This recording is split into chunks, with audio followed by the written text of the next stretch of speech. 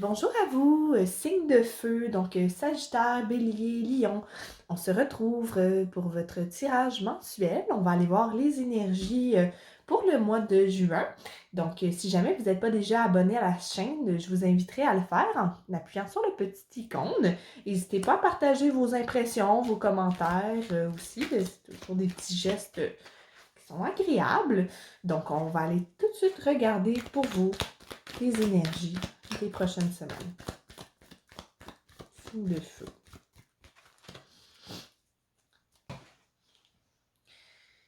On a l'as de coupe pour commencer ici. 5 de coupe. 9 de bâton. Les amoureux à l'envers. Des déceptions amoureuses pour certains d'entre vous. Ça ne concerne pas tout le monde. Il y a un nouveau départ qui est déjà entamé ou qu'on nous a proposé, ou qu'on va nous proposer dans les prochaines semaines. C'est comme si c'est quand même, en fait, c'est des énergies mixtes, vraiment. Pour le groupe que ça concerne, c'est comme si vous aviez souvent été déçu par le passé ou vous hésitiez dans le passé à prendre un nouveau départ parce que vous avez été blessé. Puis, cette nouvelle personne-là, il y a quand même une confiance assez tacite, assez acquise, elle est là, vous vous méfiez pas, c'est comme si, avant de la rencontrer, vous n'étiez pas sûr si vous vouliez vous engager avec quelqu'un, si vous voulez revivre l'amour. Puis là, c'est comme, go, j'y vais. J'ai pas d'hésitation, j'y vais. T'sais. Puis ça vous sort d'un sentiment de désespoir. C'est comme si, avec le 9 de bâton à l'envers, vous vous dites aussi, ah, ok, mes espoirs, les efforts que j'ai mis dans le passé reviennent aujourd'hui avec cette personne-là. Par contre, on a les amoureux à l'envers. C'est pas toujours rose. Ou peut-être qu'on... C'est la carte des choix équilibrés, hein? Les amoureux, là, j'ai envie d'aller l'éclaircir. C'est le fait qu'il est à l'envers. C'est comme si quelque chose de pas équilibré dans la situation. Il y a peut-être un choix qu'on a fait, qu'on a eu peur que ça soit pas le bon. On va voir. C'est quoi les amoureux à l'envers? Les signes de feu.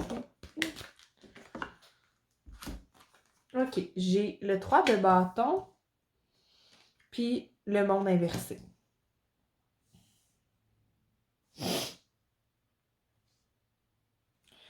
Il y a quelque chose qu'on a laissé partir, qu'on va devoir laisser partir, comme si quelqu'un du passé peut-être était revenu ou qu'on avait encore des espoirs par rapport à une relation passée, puis là, on a choisi de laisser ça aller. On avait une connexion forte avec cette personne-là, fait qu'on a peur de ne pas avoir pris la bonne décision.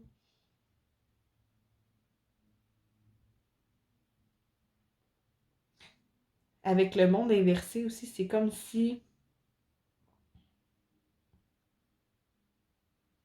j'ai décidé de laisser partir cette personne-là parce que le sentiment de complétude, il n'était pas là. Oui, bonjour Colette. Tu veux participer au tirage. Bon. Le sentiment de complétude n'était pas là. On ne se sentait pas nourri. Nos attentes n'étaient pas rencontrées, nos besoins n'étaient pas comblés au niveau relationnel. Mais ça me fascine. C'est comme s'il y avait quand même une hésitation malgré tout. Il y a une peur de reproduire des schémas que j'entends. Il y a une peur de reproduire des erreurs du passé où vous avez peur de...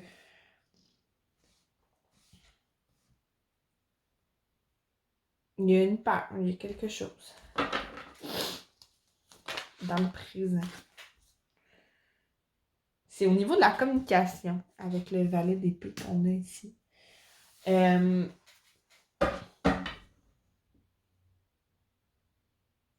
y a des communications qui se sont mal passées ou plutôt ça s'en vient, ça commence. Puis c'était pas comme ça avant, là. C'était vraiment tout feu, tout flamme, tout beau avec le nouveau départ. Puis là, il va y avoir des communications plus difficiles dans les prochaines semaines. Pourtant, on sort du Mercure en rétrograde, là, mais en tout cas, peut-être que la pleine lune en Sagittaire va en affecter beaucoup. Je sais pas. Il y a des communications, des choses qui se sont dites qui ont été un peu brusques dans les communications. Avec le valet, ça me dit que c'est un manque d'expérience dans la communication. Quelque chose comme ça. Puis ça va causer une espèce de désenchantement. Comme, OK, ouais, c'est pas aussi parfait. Puis là, ça peut devenir de la personne que vous aimez comme ça peut venir de vous. Signe de feu. Ça va dans les deux bords. Les énergies sont interchangeables. Mais il y a quelque chose au niveau des communications qu'on est comme, OK, je réalise que j'ai des croûtes à manger ou je réalise que l'autre personne a des croûtes à manger. Dans sa façon de dire les choses, dans sa façon de véhiculer les idées. Il y a quelque chose au niveau de la communication. Il y a peut-être des communications par Internet qui vont se faire beaucoup, puis là, ça, c'est flou, c'est à cause des flous, là, à cause du texting, des fois, là.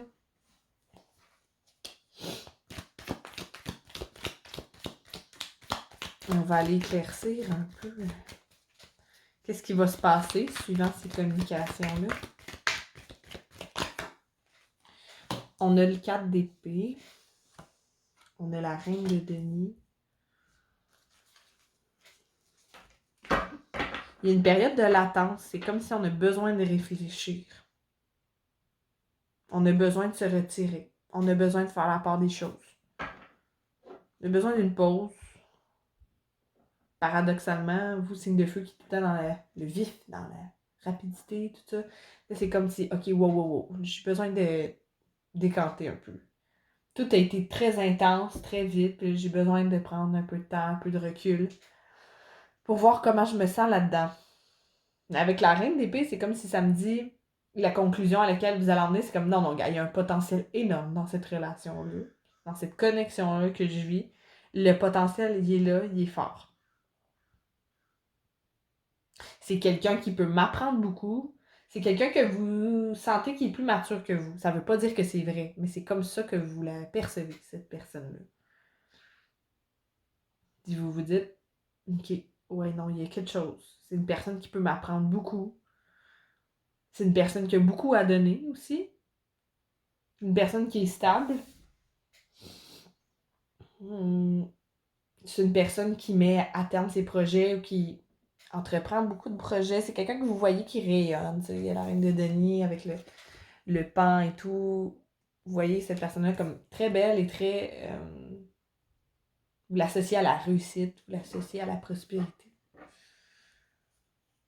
Qu'est-ce qui va se passer ensuite?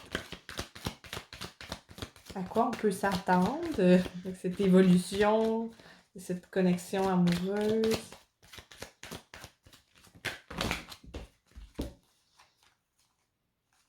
OK, là, j'ai le roi de denier. Le 8 de coupe inversé. J'ai le 6 de coupe. Intéressant. Puis le magicien à l'envers. Il va falloir positionner des choses ici. Le roi de denier, on a la reine et le roi de denier. Fait qu'il y a un potentiel énorme pour la stabilité. Ça se peut très bien qu'avec cette personne-là, il y ait des projets éventuellement d'habiter ensemble, ou de se marier, d'avoir une connexion qui est stable, qui passe à un niveau suivant. C'est quelqu'un, et vous et l'autre personne sont prêts à s'engager, puis à donner, puis à travailler pour que ça fonctionne. Le roi et la reine de denier, c'est un couple qui est concret dans la matière, ils ont beaucoup à offrir. Les deux, ils ont beaucoup à offrir. On a le 8 de coupe inversé. Fait que c'est comme si les questionnements qu'on a eu là, ou les doutes, tout ça, on se sort de cette période de désespoir. Avec le 6 de coupe, j'ai 2 messages aussi ici. C'est peut-être, on se sort du désespoir parce qu'on réalise que cette personne-là, c'est une âme sœur. Avec le 6 de couple, c'est souvent une connexion d'âme sœur, tu sais, des personnes qu'on a rencontrées dans d'autres vies, qu'on connaît depuis vraiment longtemps, tout ça. Ou ça peut être quelqu'un du passé qui ressurgit aussi. Peut-être qu'il y a quelqu'un de votre passé qui va ressurgir. Pour ceux qui se reconnaissent peut-être moins dans le message de l'âme sœur. Mais moi, je vois que c'est quand même une possibilité assez forte. Il y a...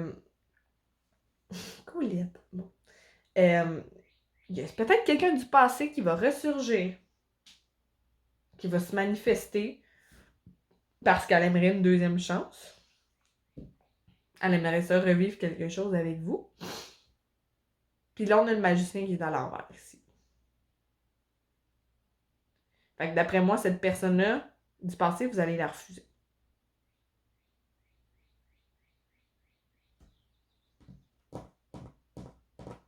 Vous voulez pas entamer un nouveau cycle avec elle, vous voulez pas... c'est comme si vous vouliez même pas tant lui parler non plus. Hein? Parce que le magicien est quand même associé à l'énergie de l'air, c'est un communicateur, c'est quelqu'un qui a des connaissances, qui sait comment s'en servir. Puis là, il est inversé ici. Il va peut-être avoir de la manipulation dans l'air aussi. Là. Elle ne pas à négliger là, avec le magicien à l'envers. Il y a de la manipulation en jeu. Là. On va aller éclaircir le magicien parce que c'est un peu spécial comme énergie quand même.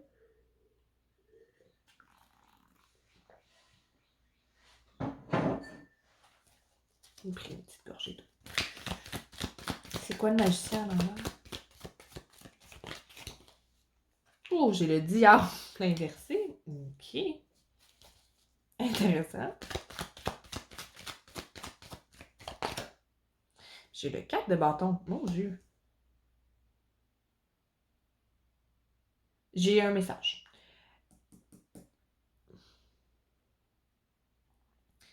C'est très... ouais. Il y en a pour qui, et ils ont la réalisation que la personne avec qui ils ont entamé une relation amoureuse récemment, c'est une âme sœur. Et par-dessus ça, il y a quelqu'un du passé qui s'en vient ou quelqu'un dans leur entourage qui vient offrir, tu sais, qui veut vous courtiser, qui veut avoir une chance avec vous, quelque chose de cet ordre-là. C'est comme si vous allez voir à travers la manipulation. Parce que dans le passé, cette personne-là vous maintenait dans des patterns affectifs quand même assez négatifs. Maintenait dans la dépendance. Mais là, le diable est inversé. Fait que c'est comme si on a réussi à ascensionner là-dedans, on a réussi à transcender les attachements qui étaient néfastes ou toxiques. Puis, on a le 4 de bâton qui s'ensuit de ça. Fait que ça s'en vient à la stabilité, le bonheur en couple, en famille, tout ça, la stabilité. Fait que c'est comme si d'outrepasser ça, c'est comme non, je retourne pas là. Je sais que j'avais rien et que j'ai rien à acquérir de retourner dans le passé, de retourner avec cette personne-là. Je sais où je m'enligne. Puis je m'enligne vers un bonheur à deux, mais qui n'est pas avec cette personne-là.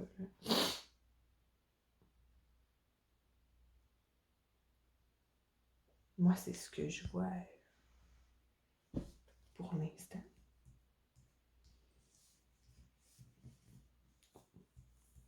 Oh!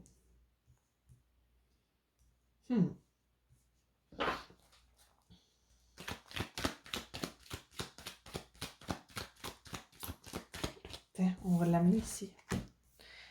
À quoi d'autre s'attendre suivant les cartes de bâton? Ça, c'est tout au mois de juin, ça. Quoi que ça peut aller un peu au mois de juillet, quoi, là, mais... Les cartes de bâton, je vais voir. Moi, je le sens comme si c'est vraiment avec la personne que vous avez rencontrée récemment.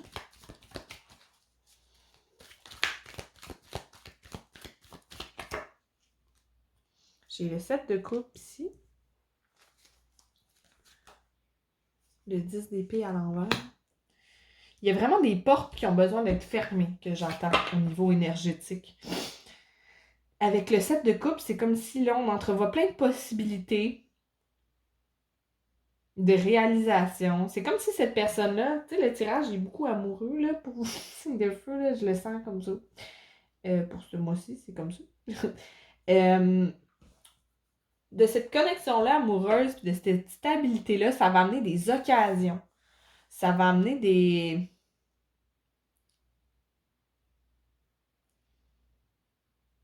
inspirations que j'entends. C'est comme si, il y a des projets que j'aurais peut-être envie d'entreprendre avec ou grâce à cette personne-là que je voyais pas avant, tu sais. Des nouvelles inspirations artistiques, peut-être, des nouvelles opportunités, de façon de faire les choses. On a parlé d'une possibilité de déménager puis de cohabiter ensemble aussi. Pas nécessairement que ça se ferait au mois de juin, mais que vous allez en parler, qu'éventuellement ça pourrait se faire. C'est ce que je vois.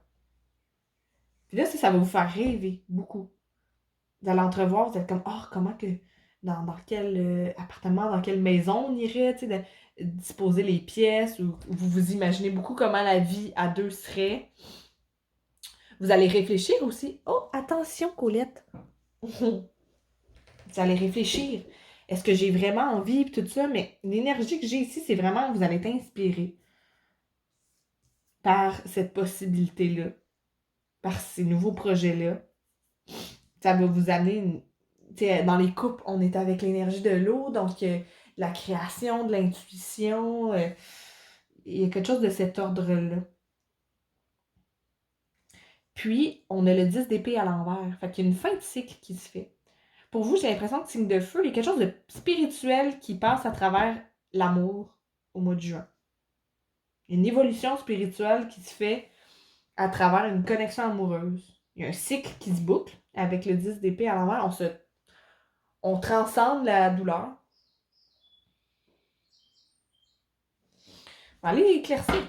C'est comme si on s'attendait que quelque chose allait être douloureux, mais qu'il ne l'est pas en bout de ligne. Je suis comme curieuse de savoir c'est quoi. On va tasser ça un peu. C'est quoi le 10 d'épée? Merci. J'ai le 7 de denier à l'envers. OK. C'est comme si, pour vous, l'amour, avant de rencontrer cette personne-là, c'était synonyme d'attente. C'était synonyme de je donne, puis je reçois pas vraiment, je vois que l'autre donne pas également, puis je sais pas combien de temps ça va durer. Puis on dirait que pour vous, vous étiez comme résigné à ce que l'amour, ça soit ça. Et que c'était ça votre façon d'aimer, d'expérimenter l'amour puis de le recevoir. Puis là, ça change. On se sort de ce paradigme de pensée-là, de ces fausses croyances-là, qui vous limitaient. Avec le 7 de denier, c'est une carte qui nous parle de mettre des efforts, mettre du temps, mettre de l'argent, puis de voir si au final, le résultat qu'on va avoir en vaut la chandelle. Mais c'est une carte qui parle d'attente aussi. Puis le fait qu'elle soit à l'envers, c'est comme si on se sort de l'attente. On se sort de l'attente pour aller où?